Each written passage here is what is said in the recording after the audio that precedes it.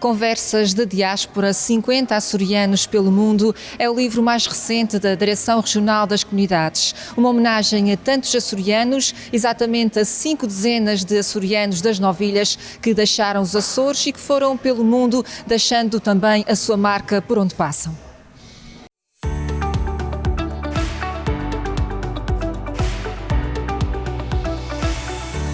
Um livro com quase 600 páginas dedicado aos imigrantes, não apenas aos que estão nos países tradicionais de acolhimento de açorianos, como América e Canadá, mas também a outros como Arábia Saudita e Costa do Marfim. Não existe uma comunidade açoriana na cidade onde eu estou. Em Oslo há mais 2 açorianos. A maior parte da minha vida vivi no norte da Noruega e aí só vi um açoriano, que é esta humilde pessoa que está aqui à sua frente. Quando a pessoa tem 22, 23 anos, não pensa muito em certas coisas, não é? Portanto, eu fui-me adaptando na medida do possível e depois de aprender a língua foi mais fácil, não é? Eu fiz uma formação académica, estive vários anos na política. Sempre ligado à Terceira, nunca se arrependeu de ter deixado a ilha. O pai foi um escritor muito conhecido aqui na Terceira, Augusto Gomes era o nome dele, portanto eu tive sempre uma ligação com a Terceira familiar, portanto eu vivi sempre com a Terceira, não com os Açores propriamente, mas com a Terceira, sim, sempre tive uma relação muito forte. A sua pergunta anterior sobre a comunidade, a minha relação, eu faço parte do Conselho da Diáspora açoriana, quer dizer, eu represento aqueles que são o resto do mundo, que não é a América. E eu costumo dizer o resto do universo, talvez fosse assim mais interessante ser o representante dos Açores no resto do universo, mas eu sou do resto do mundo.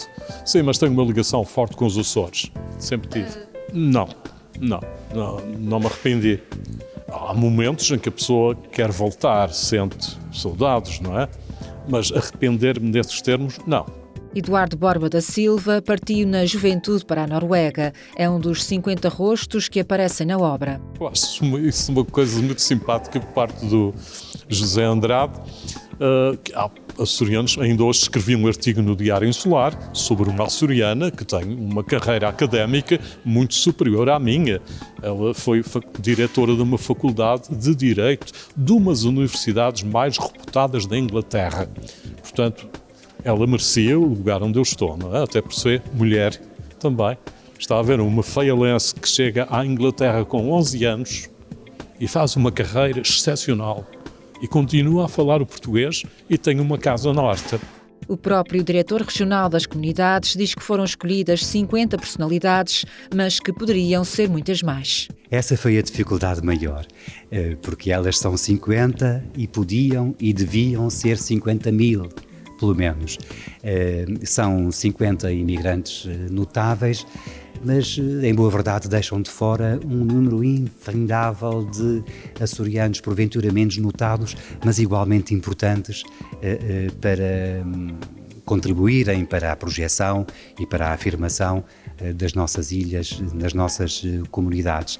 É um conjunto, apesar de tudo, representativo de homens e mulheres de todas as 9 ilhas dos Açores que se notabilizam em áreas como a cultura, o social, a economia, a política, a diplomacia e que, no fundo, apesar de terem deixado estas ilhas há 10 ou há 30 ou há 50 anos, continuam todos por igual a manter os Açores muito vivos e muito presentes no seu coração e na sua memória, em boa parte dos casos, com vontade até de poderem voltar. Depois de uma vida ativa inteiramente vivida nas sociedades de acolhimento, em alguns casos não excluem a possibilidade de poderem voltar para a sua terra natal para finalmente ajustarem contas com a saudade de uma vida inteira. Este é o 30º livro da Biblioteca da Direção Regional das Comunidades e o 4º exclusivamente dedicado à diáspora açoriana, uma homenagem a personalidades da imigração que se destacam em vários campos como a educação, a cultura, a economia e a política. Nomes conhecidos e reconhecidos nas comunidades estrangeiras, mas por vezes quase anónimos na sua terra natal. Às vezes acontece, tem razão, costuma dizer-se que ninguém é santo na sua terra. E esse esses açorianos que saíram daqui, na maior parte dos casos, em condições difíceis e que tiveram a dificuldade comum de ter que ultrapassar uma fase inicial de integração num país diferente, com uma cultura diferente, com uma língua diferente, para darem melhores condições de vida às suas famílias e depois conseguiram afirmar-se profissionalmente e socialmente, constituindo eles próprios uma mais-valia para as suas sociedades de acolhimento. Essas pessoas, que muitas vezes são devidamente reconhecidas nos países onde atualmente residem, nem sempre são devidamente reconhecidas por parte dos seus concidadãos da sua terra natal.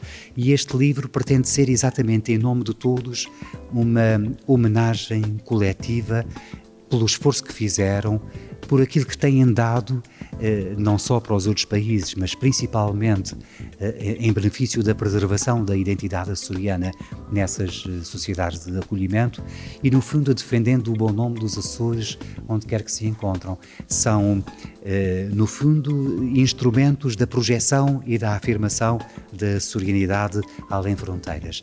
E nós só podemos ter para com essas pessoas uma única palavra, mas uma palavra que tudo resume. Obrigado. A obra resulta de testemunhos recolhidos semanalmente ao longo de 2023, durante a temporada Conversas da Diáspora, entrevistas biográficas. Foi um projeto que nós desenvolvemos ao longo de 50 semanas do ano de 2023, realizando entrevistas biográficas através das redes sociais com os tais açorianos que nasceram nos Açores e se afirmaram na diáspora.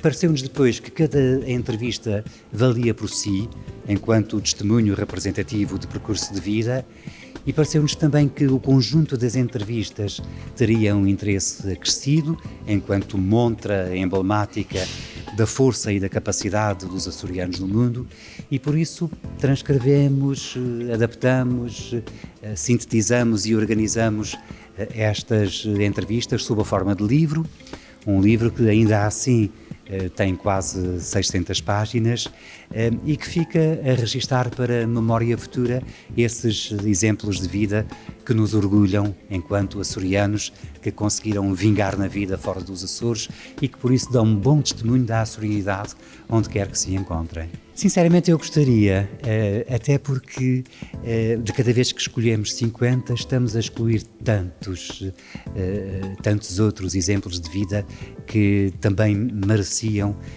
fazer parte desse projeto.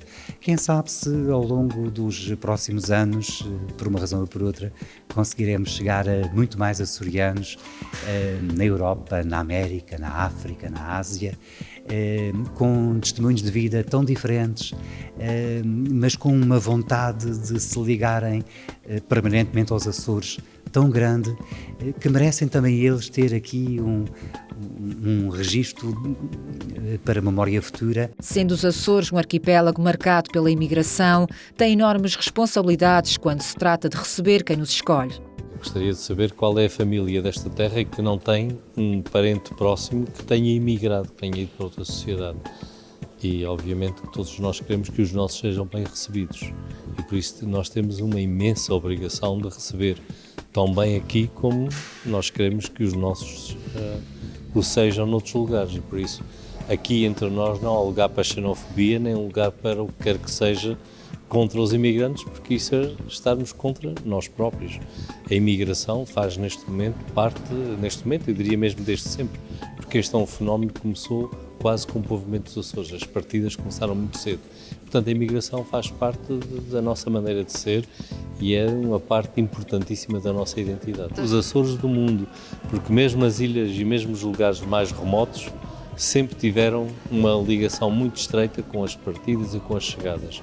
Nós somos um povo que se fixou aqui, os nossos antepassados vieram de qualquer lugar, não estava cá ninguém, e nós somos um povo que ao longo dos séculos, primeiro no Brasil, depois, enfim, um pouco por tudo aquilo que foi o Império Português, depois nas Américas, fomos sempre partindo, fomos sempre criando novas comunidades e também fomos sempre regressando, e somos um povo que foi sempre recebendo gente aqui, portanto, é uma terra que tem que ser aberta e nós somos um povo que tem que ter memória.